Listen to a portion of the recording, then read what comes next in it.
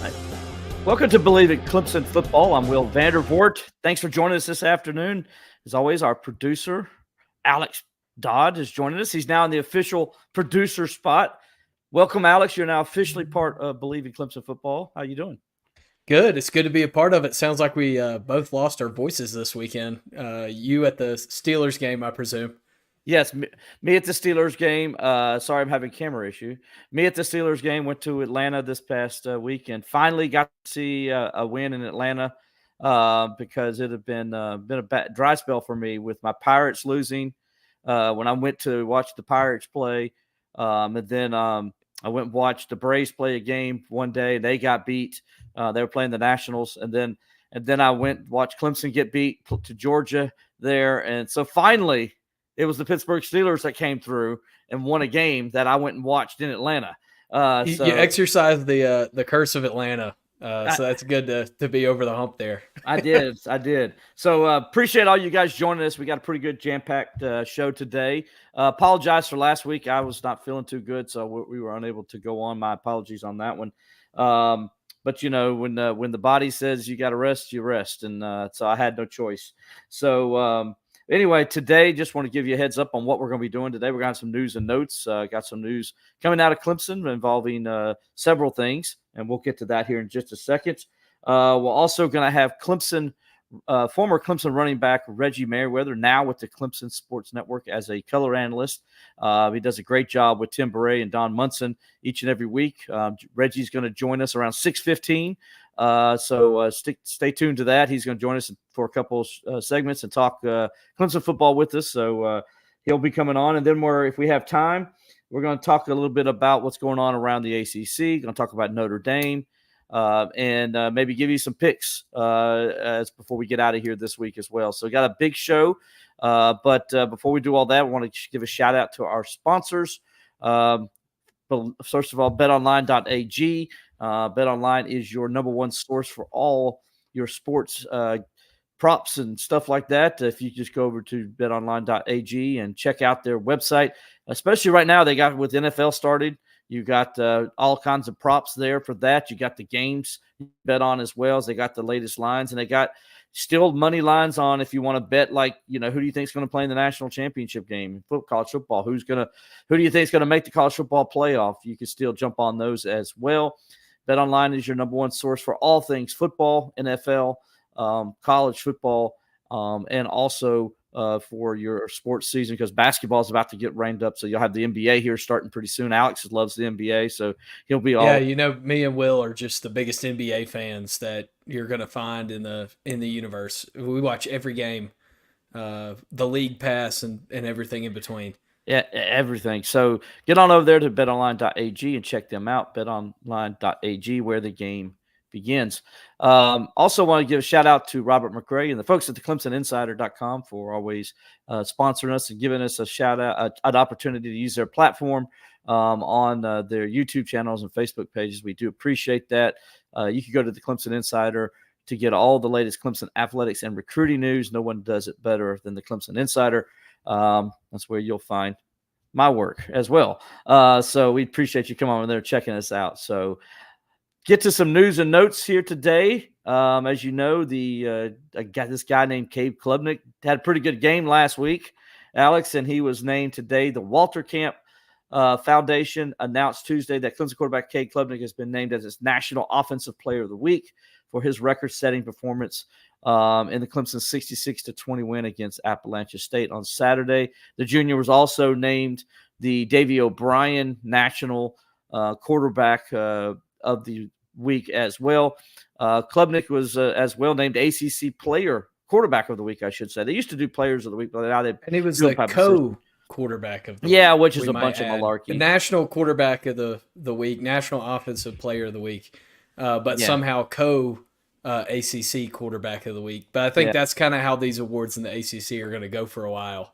For Clemson ACC, players. No, it's not just that. It's just the ACC likes everybody gets a trophy. That's how they are. Like they just can't. They just will not. I'm just leave it there. Everybody gets a trophy. in the ACC. So basically, but he went for 24 of 26, completed almost 93% of his passes in that game. It's the third best mark in Clemson history. He's also the first Clemson quarterback he set the Clemson passing record for efficiency with his 5 touchdown passes, no interceptions. He ran for 2 touchdowns as well, threw for 378 yards. One of the greatest performances we've ever seen by a Clemson quarterback, without a doubt. And it is the greatest performance in college football in the last 25 years for a quarterback. Alex, I don't know what you're doing 25 years ago, but that was a long time ago, buddy. And I mean, you were what, one? I was just goo-gooing and gaga-ing. I Yeah. wasn't, I was a year old. I didn't even know what was going on.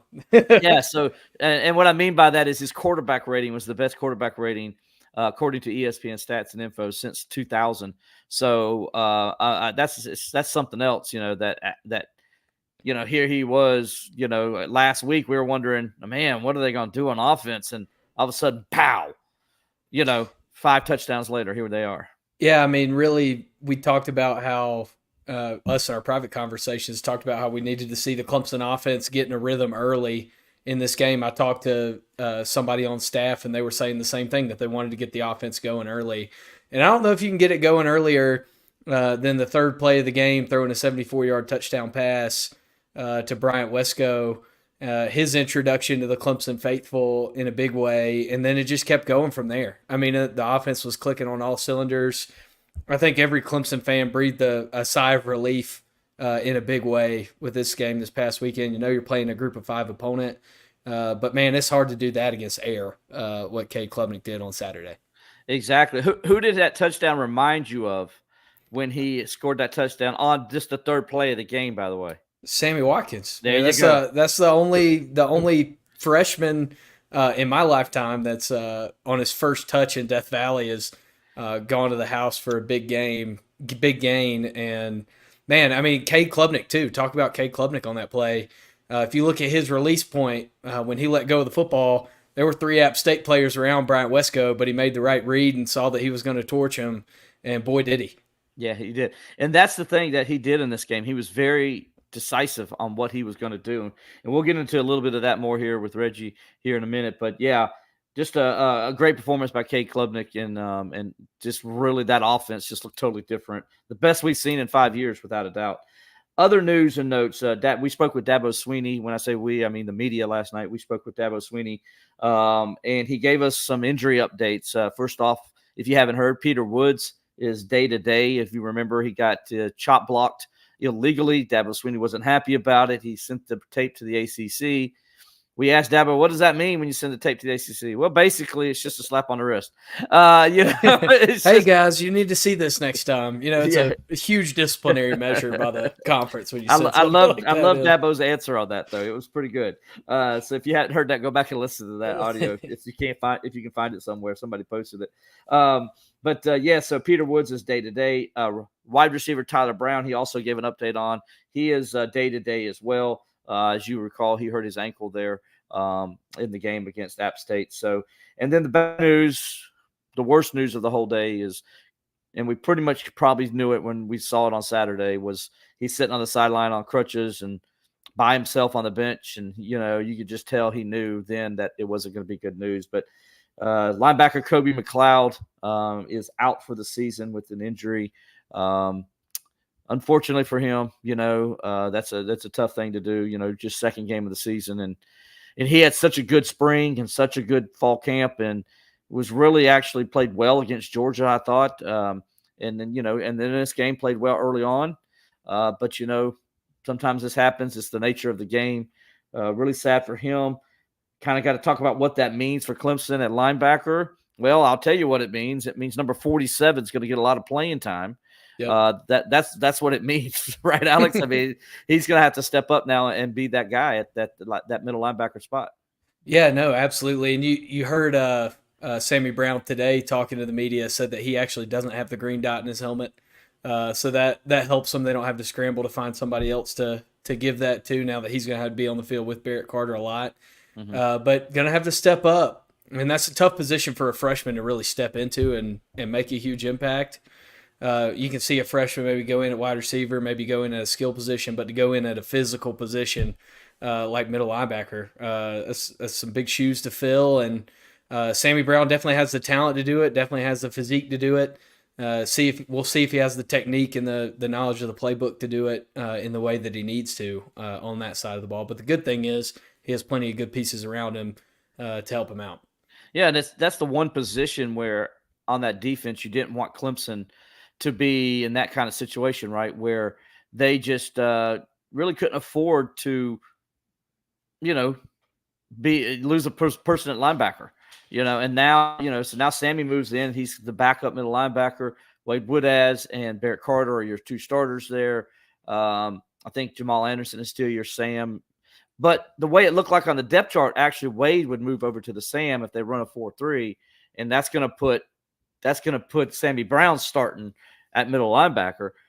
So if that happens, now I don't know how often Clemson's going to run the 4-3 because as you've seen, they're not running much of it. They're running more of a 4-2 right now. So and I think we're going to see a lot of that. That's just the way teams play now, and how defenses have to play. But you could. I mean, one thing we've talked about, Alex. We've noticed the way they're using they're running a lot of odd fronts up there. Yeah. I mean, you see Barrett Carter drop over and be the outside linebacker, and you'll see oh my goodness, TJ Parker slide down, in the technique, in the stance, and and he's like, in a more of a defensive tackle position out or a defensive end position in a 3-4 kind of setting, right. If you will. And then you got the backers that are playing more of a traditional defensive end position on the outside. So it's like they're doing a lot of different things with their front and I knew they would, being that they have Peter Woods as a defensive end. So they're trying to mix things up and give you different looks on that defensive front. Yeah, you saw those multiple fronts really giving App State a lot of trouble on Saturday too, especially when they're running pre-snap stunts and mixing up looks. It really gave them a lot of fits, and Clemson definitely has the personnel to run those multiple fronts. We'll see what they can do with the linebacker position, how they move it around. Because it's one thing to put something on a depth chart, but when somebody gets hurt, the way you actually play it out and the way it looks on the field, sometimes it's a little bit different. So we'll have to see next weekend what that looks like. Yeah, so if you guys want to leave a comment, Reggie's going to be on in a few minutes. You want to ask Reggie a question, please do. We'll definitely pull that question up if it's worth pulling up. We don't want to pull it up if it's something that it's not it's something your mama doesn't want you to have to be reading. So and Deontay, we do check the comments. I see your comment. We do check them. Yeah, we get a notification every time you guys say something. Exactly. So leave your comments. We were going to see them. And if you got a question for Reggie, please drop some questions in there.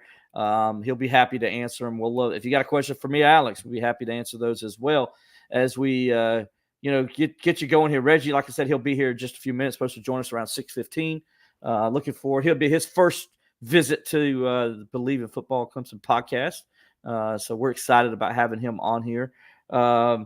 We missed another injury note that came out yesterday as well. Dabo said that Caleb Nix, younger brother of Bo Nix, is going to be out for the season as well. Backup defensive back.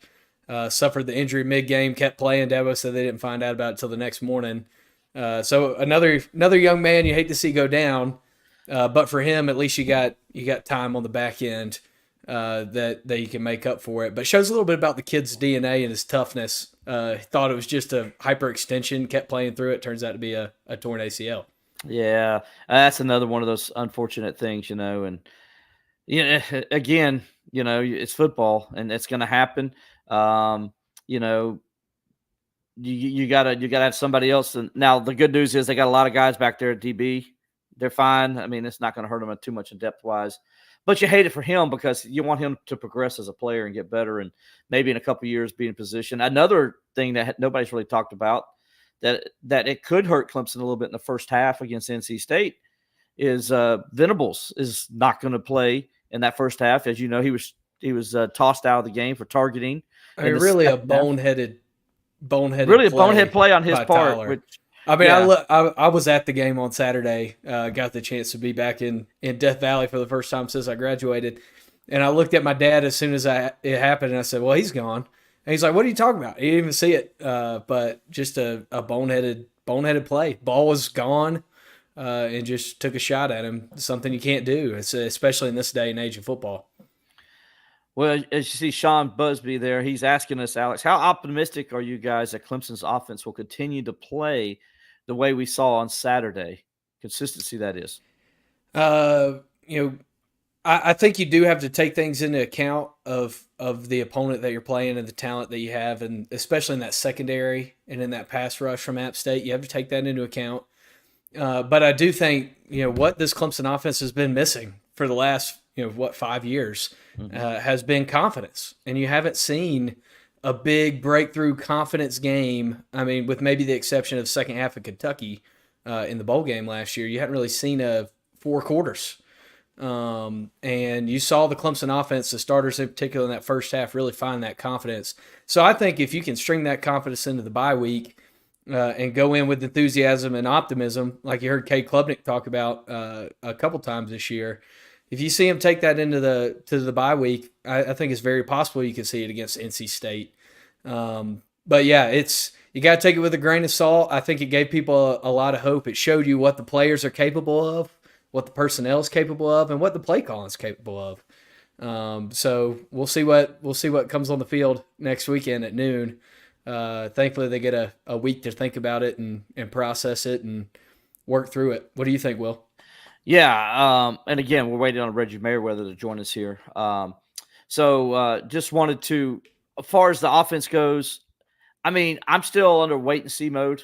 I want to see consistency. I liked what I saw, though. I mean, I'll be honest, I hadn't seen that since 2019. That's the last time we saw the offense be that dominant and look that good doing it. And, we haven't seen Cade ever play like that. So now we go back. I went back and watched it, and like you said, his release points were good. He was consistent, decisive on basically every throw he made.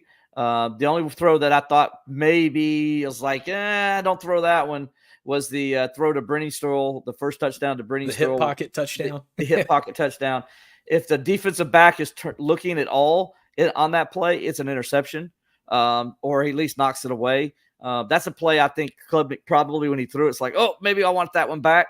I would love to hear Cade's assessment of that play, but he got a little lucky. Sometimes luck's good though, right? And so, but overall, I was pleased with the offense. They did what they were supposed to. And the good news was that the pass set up the run. Yeah. And that allowed Clemson to really start running the football. And you saw Moffa go for the 83-yard touchdown after those 2 big passes. And it also puts it on tape.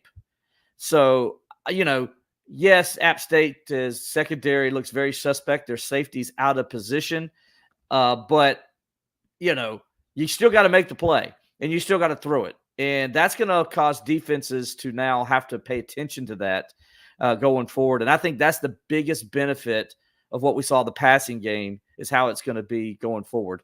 But right now, enough of me and Alex, because we're just 2 dudes that think we know football. We're going to actually talk to a guy who knows football, and that is former Clemson running back Reggie Merriweather, who's joining us now. And Reggie, welcome to Bleav in Clemson Football Podcast. This is your first time joining us, man. How you doing today? Man, I'm doing awesome. Can you guys hear me? Oh, we can. We got you. Can you hear us? Yeah, I can, man. Well, good deal. Yeah, I'm sorry about signing on so late, but yeah, man, I appreciate you having me on. And how about that game Saturday? What an offensive explosion! It was great, man. I know you're working with the Clemson Sports Radio Network, and you're there with Tim Beret and Don Munson. What's it like from your view, watching that and hearing Don's call, by the way, which were some sweet calls? With those calls he was getting to do. But what was it like for you guys to watch them finally explode?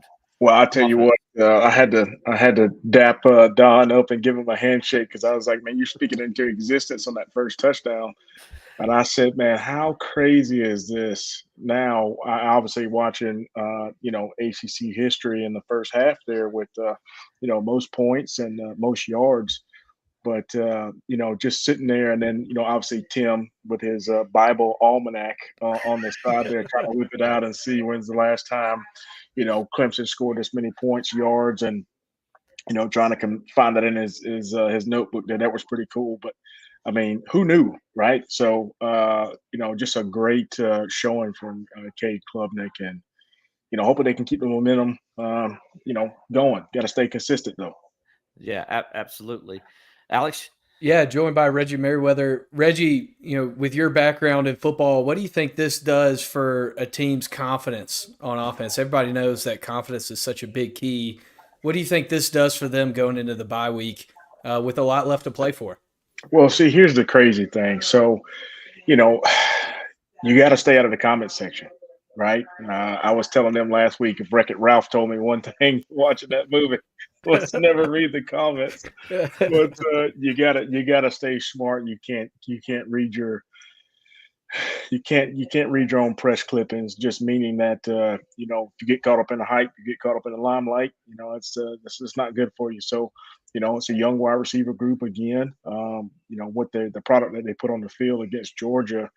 I think it was a complete 180. But again, you had 6 months to prepare for that team, and that's the product you put on the field. You come off that loss, and there's some big time changes that were made, and you start two freshmen, and you start push the ball downfield. And I saw plays that I never haven't seen in the last 4, 5, 6 years here at Clemson. And Cade Klubnik was perfect mostly the whole game, and just seeing the effort put forth by the kids and the wide receivers, man. I mean, even Turner, watching him go up for a couple of deep balls and a couple of out routes, and I'm like, man, where has this been? You know what I mean? So, as a school that's considered wide receiver it's been very lackluster the last few years, and I just think you have to stay consistent. You can't read your own press clippings, and you just got to keep pushing forward. And for this team, this offense specifically, I think again, you just got to get back in the lab. It's a great win. You put up 66 points, but can you be consistent? And I think that's the biggest question mark on this Clemson offense. That's why we're ranked. And we got a great team. You got a defense that's a dang Lamborghini. Just don't wreck it. You know what I mean? So, I think the question mark is on this offense. Can they be consistent, and can they put up points? So in my mind, I think it was great. But, the question mark is still there for me. If you come into ACC play in 2 weeks and you put 40, 50 points up on a decent NC State team, then okay, then I can say that. But, it was great to watch. But I just know consistency is the key, and hopefully they can do that for the rest of the season. Former Clemson running back Reggie Merriweather joining us today. Reggie, as you were coming in, I was talking about the passing game means going forward, because now it's on tape. And Clemson even did it against Georgia. You had the long pass to Antonio Williams at one time that worked in that game. Now you got 2 games in a row where Clemson has shown they're going to throw the deep ball, and they completed it obviously several times the other night. How is that going to help Clemson's offense now as teams start to – now it's like before they could just load the box and try to stop the run. Probably won't see that as much now, right? Yeah, absolutely. And like I said, Georgia had it figured out, just like most of the teams last year. Is like, we're going to put 7, 8 guys in the box. We're going to play man-to-man on the outside. We may have a safety back there. We may not. And we're just going to dare you to beat us throwing the football. So, again, Cade Klubnik got to stay consistent. Some of the routes that he threw the Georgia game, he was underthrowing guys. And I think a lot of people were just frustrated because they've seen that all last year. But this is a kid that almost threw for 3,700 yards last year, something like that. And it was like, we know you can do it, but can you be consistent in doing it? And I think that's the biggest question mark. And on the other side of that, the running game, we know we can run the football. This is offensive line looked really good despite some of the miscues and penalties that they had the first game.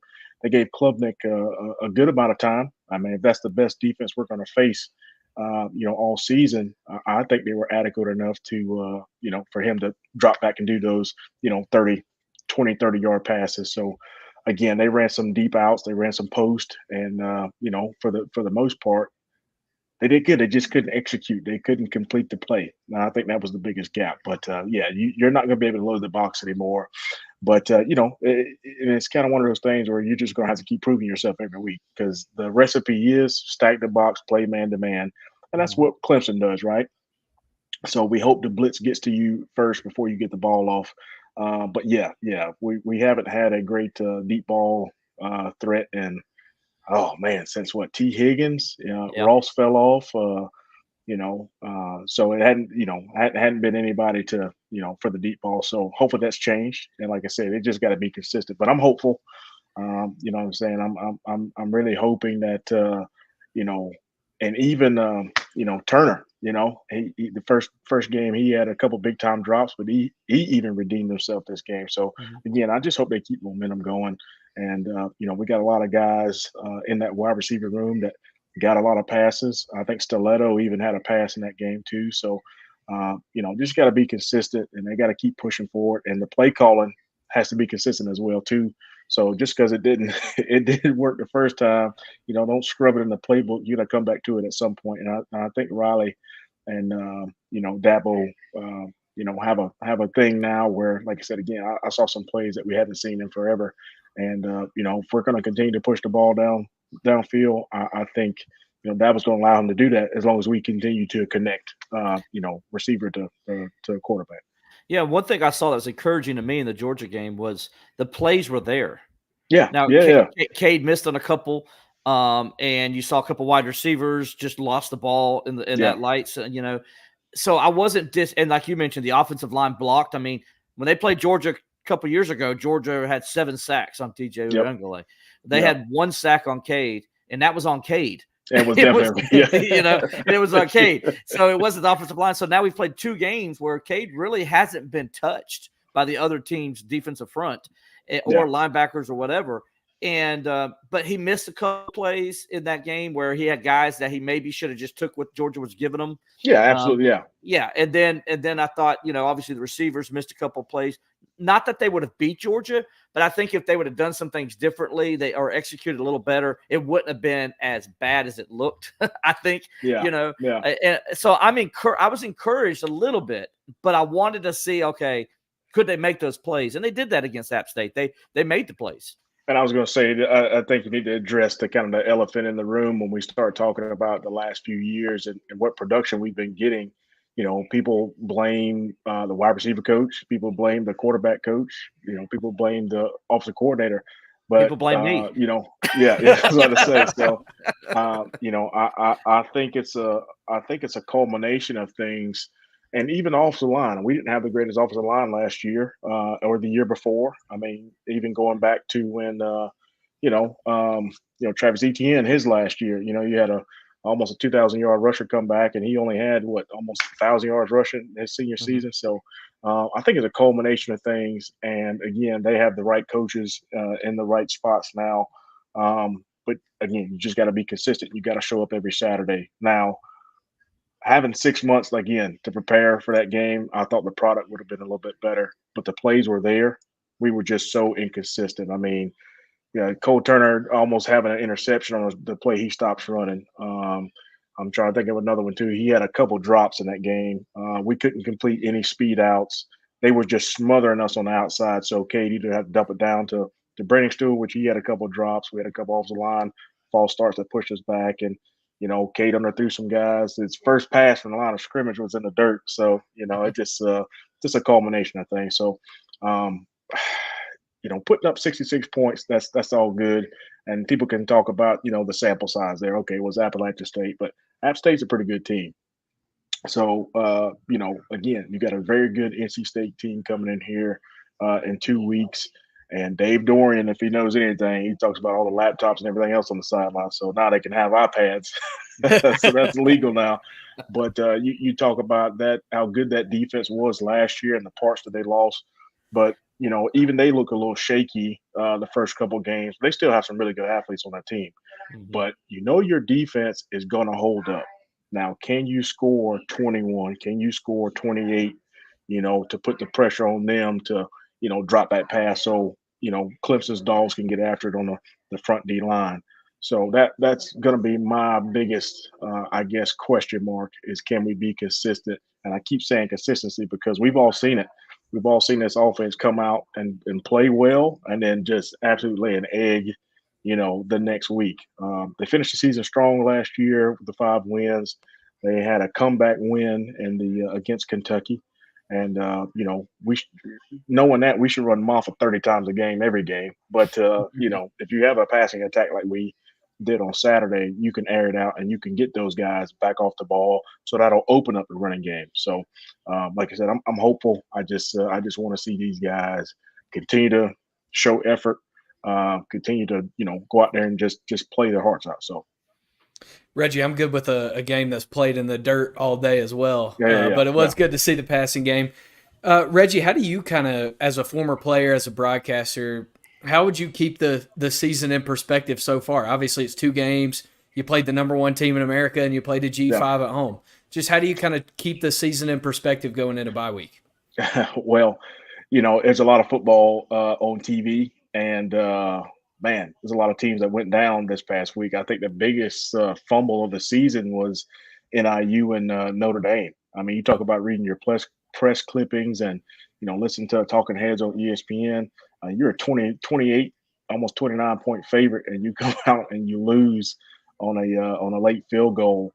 You got dominated in the trenches, and if one thing about Dabo is I like, man, he's never going to let guys get complacent. He's going to coach when they're up by 100, and he's going to coach when they're down by 100. So I think he's going to keep them level-headed. I think the biggest thing is for this team to continue to build on success is just trusting in each other, continue to watch film, and just be just don't be complacent where you're at. So again, you're ranked in the top 20. I think they're ranked 22 now, something like that. So they're up 3 spots from where they were last week. But you know where you want to go. That's on Dabo's list of things, right? You have your finish the season, win the state rivalry, win the ACC, all that type stuff. So on your goals list, that has to be win the next game. That's got to be on your top priority. So again, he's not going to let them falter in any way. But again, you get caught up in your limelight, your press clippings, and then you start working. So they still got a long way to go. Hey, Reggie, we have some fans to ask some questions for you. Reggie Merriweather, former Clemson running back, joining us here. So we got Deontay Brownlee wants to ask you, was Georgia really that much better than Clemson? He says, my friends think I'm crazy. What would your answer on that be? Do you think they're do you think Georgia's that much better? So I will say this. I don't think they're that much better. And the reason why I say that is they have a couple of key players and key spots that Clemson may not have. But for the most part, Clemson's got some dogs too, and obviously that showed in the halftime score. Now, second half, Dabo Swinney used to be the king of halftime adjustments, and obviously we did not adjust at halftime like we should have. But that's no excuse. And again, UGA got some of their star players out one-on-one, got them in motion, got them, able to get them down the field, get them some passes, and they broke tackles, and that's just kind of how it is when you have the Jimmies and Joes. But for the most part, I think that we could hang with a Georgia, we could hang with a Notre Dame, Ohio State, a Michigan. Can we play with Tennessee? Yes, of course. Now, the war of attrition and in the trenches and injuries and all that type stuff may play a factor because I don't think we're that deep on most positions. But again, I think from a coaching standpoint and the number one offense and defense, I think we can play with anybody in the country. And that's just not me drinking the Clemson Kool-Aid.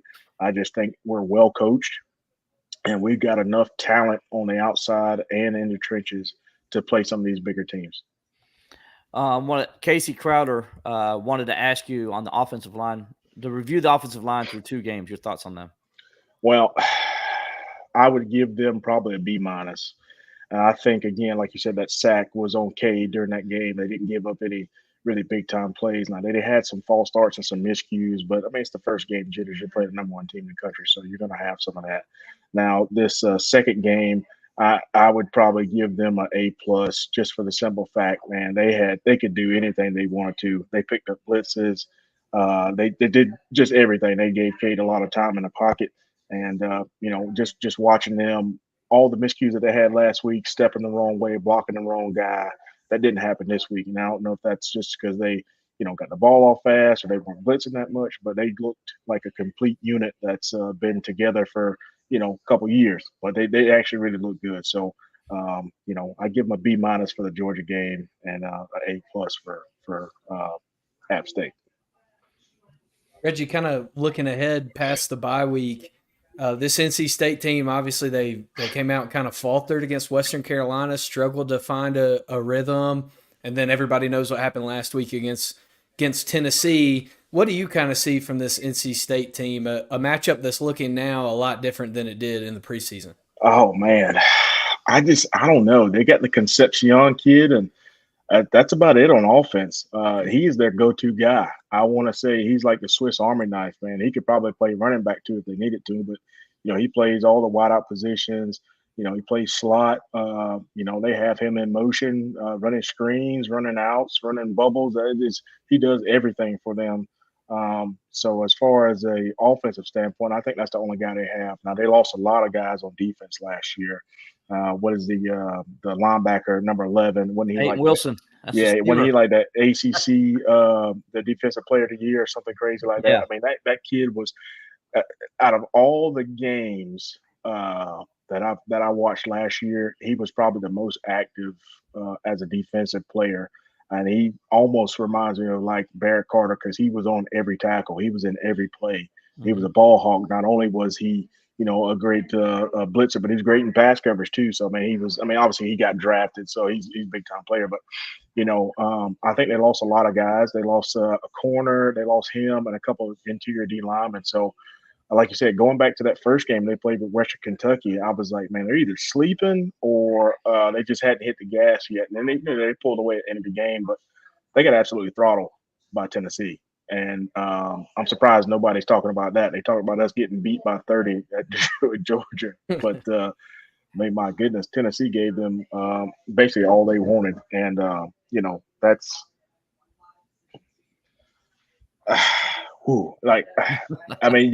it's rough. It's rough to watch because you think, okay, Dave Doering's a pretty good coach, but they got beat in every facet of the game, special teams, offense, defense, and they just got manhandled in the trenches. So again, I think that that NC State team still is good. They have some athletes, but they have some scheme problems, just like Clemson does. But I Bleav in the trenches, we probably have the advantage. And then I think as far as secondary and wide receivers, we probably have the advantage. So, again, I think it's going to be a classic game, NC State versus NC State. But I'm putting my money on Clemson, especially in the second half, to kind of open things up. And this is not didn't look like a very well-disciplined Dave Doering NC State team against Tennessee. They had a bunch of miscues, interceptions, that type of stuff. So they had a rough game. Could they bounce back? Probably not. We have 2 weeks to kind of prepare and the bye week. So, like I said, I'm putting my money on Clemson to probably win that one by 21+. And they have a tough game this week. They got to play Louisiana Tech, who, yes, they should win it. But like we just saw, like you mentioned, the Western Carolina game earlier, they didn't look very good in that game. And this is a Louisiana Tech team that plays with a lot of confidence. They definitely did when Billy Napier was down there. And they feel like they could go and beat anybody. They're 1-0 right now. They've only played one game. So they're going to be a team that it's not a guaranteed win. And so NC State's got to play that game before they can get to Clemson. Do you want to get your assessment on their quarterback from what you saw in the 2 games that they've played? The former Coastal Carolina quarterback, and how is he handling? Do you think he's handling the bigger stage? It doesn't look good. And I don't know if it's just first game jitters against Western Carolina. He was missing guys wide open. He was throwing balls in the dirt, and his wide receivers really weren't helping him out either. But it could be just something that he's just getting settled in. So, the more you play, obviously, the better you are. Like I was thinking about Brandon Ayuk just now missing that big time receiving touchdown last night. Mm-hmm. And it's like, you get in camp, you get with a quarterback and you learn to work out those wrinkles. And, I don't know if he was there all summer, if he was like a game time decision. Hey, we need a quarterback. Let's get him out the portal. I don't know. But it seems like they're having some gel issues there on offense. And, for them to be a great team, they're going to have to fix that. Like I said, again, I hope they fix it after 2 weeks from now. But yeah, that's the thing that I saw, man. I mean, he's a great quarterback, man. He's got a cannon. But a lot of times too, man, guys are dropping balls, or he was either underthrowing them or overthrowing them, and that's just a timing thing, man. Getting used to your guys. Yeah, fix it in week 5. That's absolutely. Just don't need to fix it in week 4. I want to ask you fast before you get out here with the ACC. Everybody's saying it's a wide open conference. I still don't think it is. I still think it's a 2-team conference. I think Miami definitely kind of showed what they could be when they went down to the Swamp. And then the best thing about Miami was come back the next week and take care of business against a team they should destroy. They did that the very next week, and so they're playing a little consistent. Ward seems like he's the guy that kind of the field general, and I really like the way he commands the team and runs that offense. Then I think Clemson is the other team right now. I still say Clemson's got the best roster in the ACC, and if they do like they did the other night, if they even do half of that, I think Clemson's going to be in the ACC championship game. What are your thoughts on the conference so far after 3 weeks? No, I totally agree with you. I think ACC gets a bad rap, obviously, for the first 2 weeks. But, you got beat by some not good teams, and then you get blown out. Clemson got blown out by Georgia. And then next week, like I said, NC State got blown out by Tennessee. But look at every other conference. I mean, like I said, again, the SEC is so top-heavy too. Michigan ended up losing to Texas. I mean, it's anybody's game right now, so early in the season. But like I said, I'll take Clemson, to be back in Charlotte, and I'll take Miami or either Pitt. Pitt looked pretty good, but I think Miami has everything now. You talk about they went in their portal, they got a quarterback. They ended up getting a couple of wide receivers. They got a couple of defensive players, but they look like the most complete team to me. And I don't know if that's more of a shot at Florida, looking at them and how they played, and they didn't look good at all. They don't have a quarterback either. So, or a couple other teams around it. I mean, you get to bring a new quarterback in, and it kind of changes the dynamic of everything. But if you don't have a good quarterback, like I said again, you're going to struggle. And you look at Georgia Tech too. I thought Georgia Tech was, they got a same quarterback coming back, and they got 4 starters coming back on that offensive line. I thought they were going to be peak Georgia Tech this year, and give some competition, make it like a 3 or 4 team run. But yeah, not the same. But yeah, I like Miami and I like Clemson to be in the ACC championship. But there's a couple other teams out there that are showing some really good grit, man. Like Tony Elliott in Virginia. I mean, they look really good. They got with that quarterback is his second year as a starter. I think he started a couple games last year, so they're kind of getting into their groove. I think Pitt is going to be okay this year.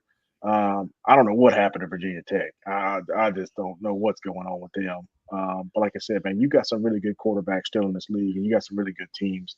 But only time will tell. Like I said, again, it's kind of war of attrition, right? You got to stay healthy. You've got to get past your schedule, and then the teams with the 2 best records in conference, we'll see each other in Charlotte. So I'm excited about it. Like I said, again, I hope this Clemson can be consistent and keep on pushing forward. I guess you got Boston College and Syracuse. So the two you talked about quarterback play. They definitely have 2 very good quarterbacks. I forgot about Syracuse. I watched them the other night, man. Yeah. Ooh, that head coach of theirs too, man. He look, they did good in that hire because, like I said again, Dino Babers was a great coach, and this kid that they got now, or I'll say kid, but the young man that they have now, that he's a spark plug, and he is exactly what they need. He's got those boys playing on all 8 cylinders, and they are physical, and they're going to play tough every down. Yeah, and they got a quarterback that can make some plays. They got a quarterback. Yep. Yeah, wanted to ask you one more too, Reggie, before you run out of here. As a former player in your playing days, is there any memory that stands out in particular from playing NC State when you were donning the orange and white back in the day? Yeah, I'll tell you what, this is one of my first games starting, and I only played like 2 quarters. I think the rest I was on the sideline with Band-Aids on my face. So anyways, I ended up getting tackled. This was 2000 and I think it was 5, maybe 2004 or 5, and ended up running a play. It was like a sweep or something like that. Anyways, I ended up getting tackled by 3 or 4 people in the backfield. And then the next thing you know, my helmet got knocked down and my nose got cut. And then I had 2 hands in my face mask, like trying to gouge my eyes out. So I ended up, obviously getting up all battered and bruised and going back to the sideline, and I'm bleeding from the face. And I was like, "Oh man, you okay?" I was like, "No, no." And so that next week, I had a visor on, and they ended up having to take pictures of me of the, basically all my war wounds there, and I think they turned it into like the ACC commission or something like that. I was like, "Man, look what they did." And but yeah, my mom was like, "Hey, you got beat up out there." Oh yeah, but no, we had some great times, and I was like, Carter Finley Stadium is one of the stadiums I still hate to this day. Obviously, Maryland is one that I still hate to this day, but it's great competition. Man, we played with some great guys from there, right? So, you think about what is that? Phillip Rivers, right? And then I was trying to think of the great running back that they had there when we played. And obviously a defensive line, I can't remember his name, is number 9. He ended up going through the league too, first round draft pick. They had some great players, man. They had some great ballers there at NC State up in Raleigh. So, I definitely missed the game, but I'm glad I'm up in the booth being able to watch it and talk about it and obviously do things like this. So, like I said, I appreciate you guys for having me on, and I'm looking forward to another big time game. If we could do what we did on Saturday against NC State, I think all the talking heads will be back in our favor. And like Dabo said, if Clemson is a stock, you better start buying it now. So it's going to be exciting. It's going to be exciting. He's probably going to put that on a T-shirt too. Yeah. Oh, you can see it coming. Oh, absolutely. Yeah, you can definitely see it coming. Well, Reggie, thanks so much for joining us, my friend. I appreciate you, man. Always good to see you in the press box. Everybody can listen to you on game days, right? You're going to be what time do you come on the air with Don and them? Usually for game. I used to do the pre-game, but now I'm just on when kickoff is. So it give me a little time to get to the stadium because I'm usually late. Well, that's good. Yeah. So listen to Reggie with Don and Tim Beret for every Clemson football game. He's at every one of them, whether on the road or not. And so travels with the team. I see Reggie in the press box with me all the time as we're getting some of that good food, right, Reggie? That's yeah. Yeah, it's always a challenge to find something that fits in my macros there for sure. Absolutely.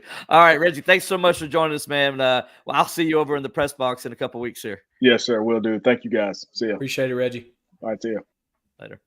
That was Reggie Merriweather. What a great interview, man. What a great guy. One of my favorites, man. I enjoyed covering him back in the day when he was a player. I remember that game, by the way. He talked about where he got his face all beat up. I remember that game very well. That was my first year covering Clemson. So I can't believe it's been that long since Reggie played, man. I mean, he finished in 06. Yeah, I was knee high to a grasshopper, but I still remember everybody chanting Reggie in Death Valley. Yeah, it was crazy, man. I just can't believe it. I remember the Miami game down in the Orange Bowl.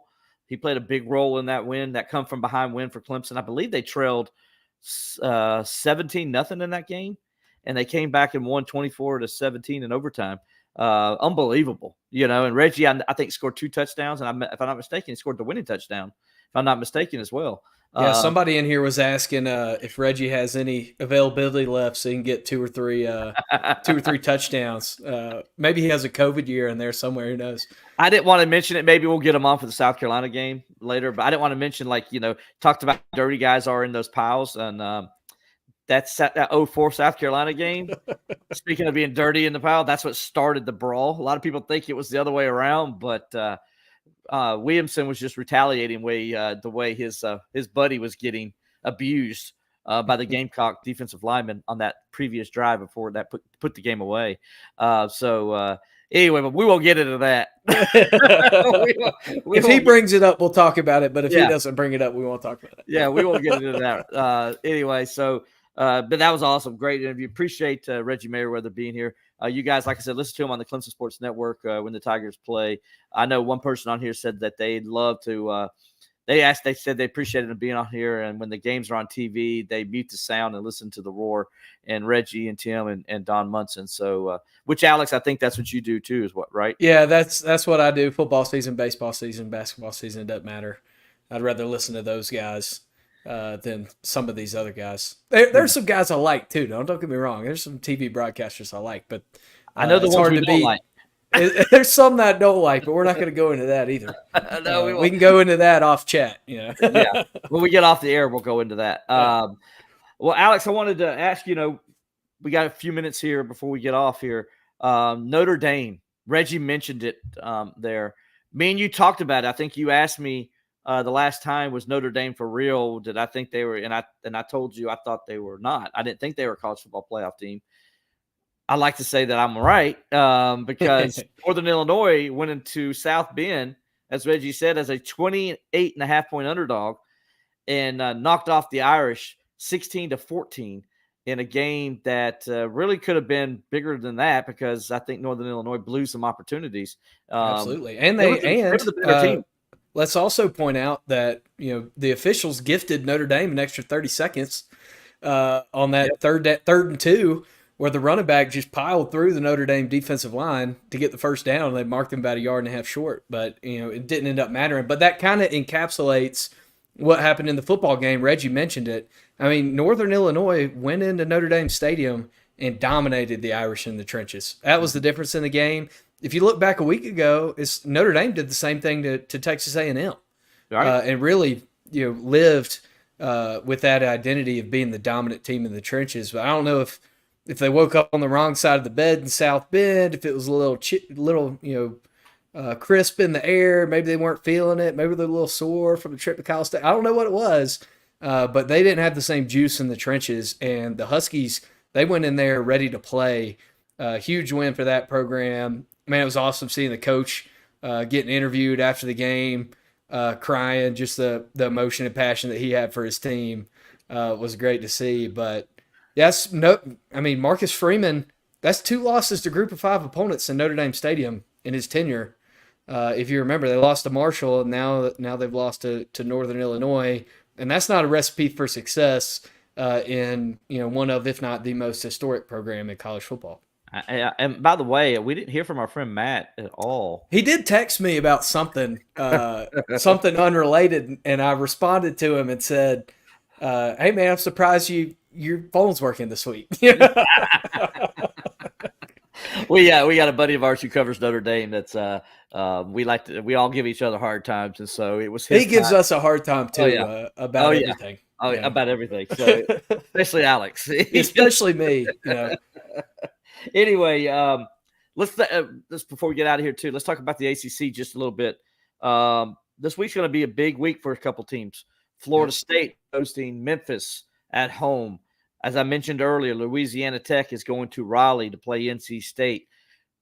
Do I dare say these are must wins for those two teams, Florida State and NC State? Oh, I mean, I don't these think are games they could lose. Let's be honest. There's a chance they could lose these games. I don't even think that it's a question that they're must-win games for both teams, especially for Florida State. I mean, goodness gracious, if Memphis goes in there and beats its old coach in front of 50,000 people in Doak Campbell Stadium, and they start the season 0-3, man, things have soured now. You think things have soured now, and man, it's going to turn in a hurry.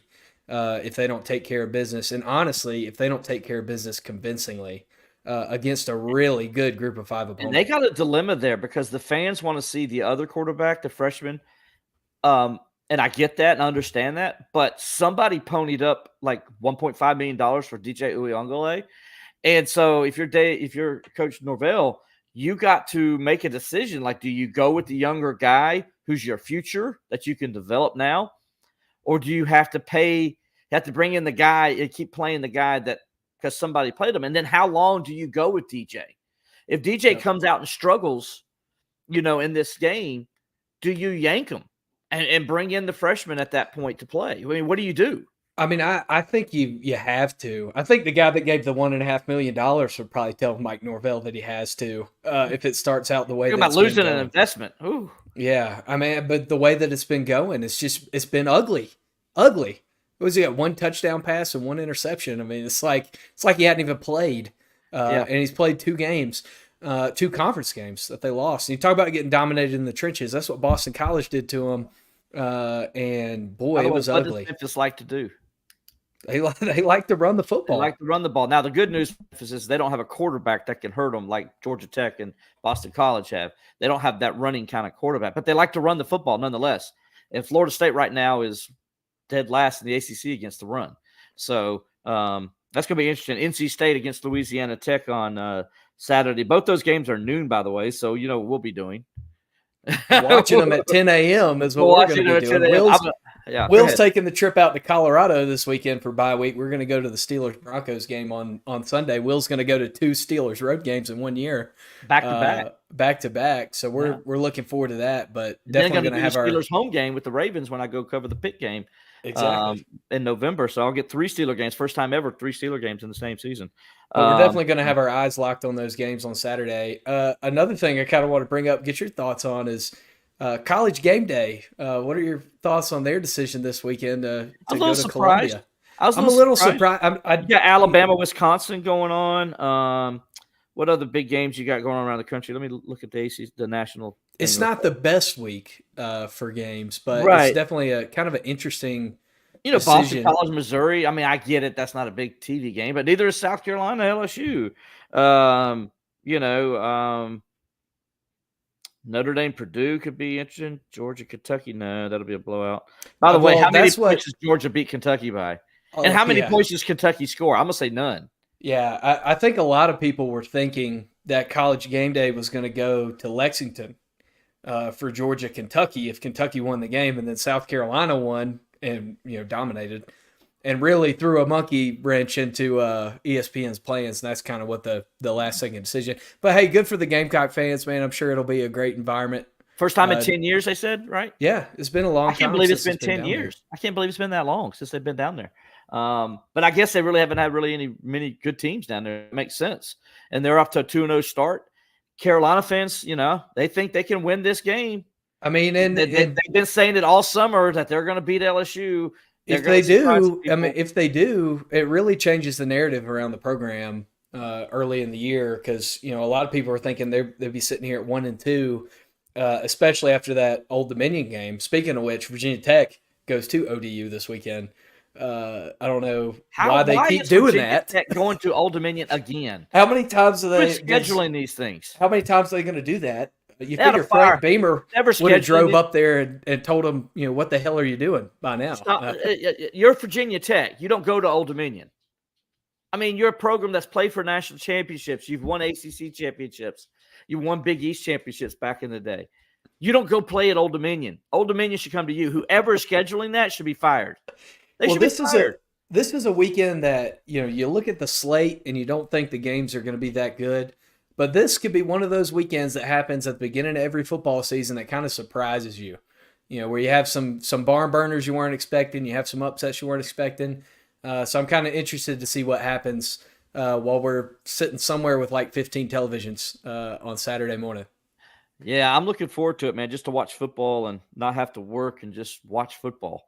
That's my favorite. So we're going to watch football all day Saturday. We're going to go to watch football before the Steelers game, get done with that, and then watch Sunday night football after that if we go get something to eat after the game. So we're going to be watching football, man, all weekend. Rachel's going to be ready for you to leave. Rachel's going to hate me after the weekend's over. There's no doubt. That's Alex's wife, Rachel. By the way, hello, Rachel. Real quick before we get out here, some other games, other ACC games real fast. Wanted to just, Miami hosting Ball State. I think that they'll take care of business there. I think probably the big game in the conference is not a conference game, but it involves a conference team. West Virginia going to 2-0 Pittsburgh, who's had back-to-back come from behind wins with a freshman quarterback leading the way for the Panthers. How many times do you see that at the Power 4 level now? Yeah, exactly. So and then you mentioned Virginia Tech, Old Dominion, Ole Miss and Wake Forest. Ooh, that is okay. Ole Miss scored 70 points on Furman. They might score 80 on Wake Forest. Sorry, Dave Clawson. it probably another conference game or interconference game. Maryland, which used to be a conference game and used to be a rivalry. Yep. Maryland going to Virginia. They're laying 2.5 points. I think Virginia can win this game. Do I big dare game. say Tony Elliott starts 3-0 to the season? It's a big game for Tony Elliott just to breathe some life into that program and get people hopeful and optimistic. And if you go out and beat an old rival like Maryland, two of the more elite upper echelon type ACC programs from back in the day, if Virginia's able to win that game, then that would do a lot for them. And then lastly, another team, and it's hard to say this is. I would think this would be a Pac-12 game, but California, surprisingly, at 2-0. Who we haven't talked about. Yeah, they went to Auburn and won. Got the ACC a win at Auburn. ACC legend Cal with the big win over the SEC program. Exactly. They came south and said, "We don't care about your Southern football. We're going to beat Auburn." And but they got San Diego State 1-1. They have an opportunity with this home game to get off to a 3-0 start. I thought they were a bowl team. A lot of people laughed at me. They'll be halfway there if they win this game on Saturday. Yeah, absolutely. Cal, man, I don't think anybody expected it. Paul Feinbaum actually said on his radio show that there's no shot that Cal goes and beats Auburn and that you could bookmark it. And that just told you how much Paul Feinbaum knows about football. So Peyton Thorne, I mean, Auburn's got some real issues with Peyton Thorne and Hugh Freeze. You talked about something sour, and a lot of people weren't happy with the hire to begin with, and they're definitely not happy now. Well, remember, he wanted NC State's quarterback, but help me out with the kid's name at NC State. Grayson McCall. But Grayson wasn't able to get in to school, so he went to Raleigh instead. I mean, that's a true story. That's what happened. So maybe that's part of the problem. I don't know. I wonder how different Grayson McCall would be if he went to Auburn as opposed to what we've seen at NC State. I don't know, but obviously different schemes, how they do things, and pieces are better. Pieces are better. Yeah, that's the other thing with Auburn that I think people are so disappointed in is they have these dynamic receivers that were so hyped in the offseason, and you got a quarterback that can't get it to them. I mean, that's just the reality. A quarterback that would prefer to throw it to the other team. And by the way, North Carolina, they play North Carolina Central. They can move to 3-0 playing with their backup quarterbacks because, Max Johnson's out for the entire season. By the way, he said he's coming back next year to play, so he'll get his 10th season in college football. Because, I mean, what's he been, 6 or 7 now already? Yeah. I mean, he's gonna be quarterback emeritus. That's what I was gonna say about Peyton Wilson earlier. I thought Dave Doran just said he could keep playing forever. As he was at NC State so long. Another game I'm kind of intrigued. I'm intrigued to see what SMU does this weekend. Oh, man, a rough showing. But Rhett Lashley came out and said they're changing quarterbacks. They're going to go to the guy that finished the year last year, see if they can get things moving in the right direction on Saturday. Well, they got Florida State next week. So at Florida, they got Florida State. Right? Am I right on that? Don't they have Florida State at next home? Week? Looking at my schedule. Why isn't it showing? It's not showing. Maybe it's the week after that they got Florida State. But anyway, it's barreling down. Yeah, it's barreling down. So they interested to see what they do and how that happens because they lost a game that nobody thought they'd lose. You're like, well, what does your pick for SMU look like now? I'm like, hey, they still haven't played a conference game yet, so I'm still good. So they lost to TCU, right? They got hounded by TCU. Not surprised by that though. Anyway, they lost to BYU last week. BYU last week. Yeah. Okay, I am surprised by that. So TCU this week.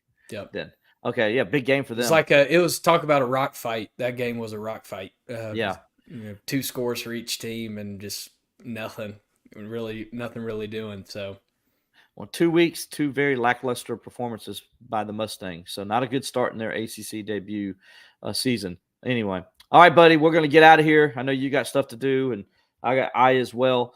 We appreciate all you guys joining us today. We appreciate Reggie Merriweather for joining us. That was a great interview. If you didn't get a chance to see it, you can go back and watch it on our TCI's YouTube channel. You can also watch it on TCI's Facebook channel as well, or you can go and download my podcast, the Bleav in Clemson Football podcast, and listen to it in your car or on your radio or wherever you find your music. You can go to Apple Podcasts or Spotify and more. So check that out for us. Appreciate everybody with us. Alex, I appreciate you. For Alex Dodd, I'm Will Vandervoort. We'll talk to you next time on Bleav in Clemson Football.